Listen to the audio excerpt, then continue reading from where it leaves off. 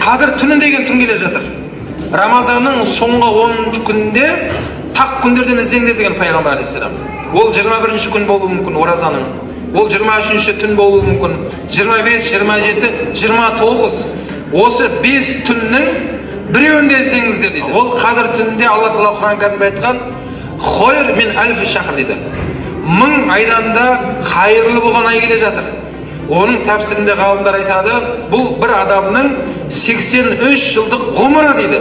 83 жыл бойы құлшылығы бүтін, оразасы ұсталынған, Алланың бұйрықтарын орындаған, толыққанды кемел өмір жазылайын деп тұрсыз амал дәптеріңізге.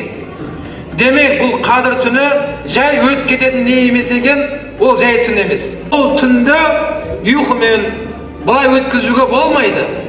Бірақ жаңа айтып жатқан 83 жылдық құлшылық сауап сіздің амал дәптеріңізге қосылу үшін сіз міндетті түрде ораза ұстауыңыз қажет.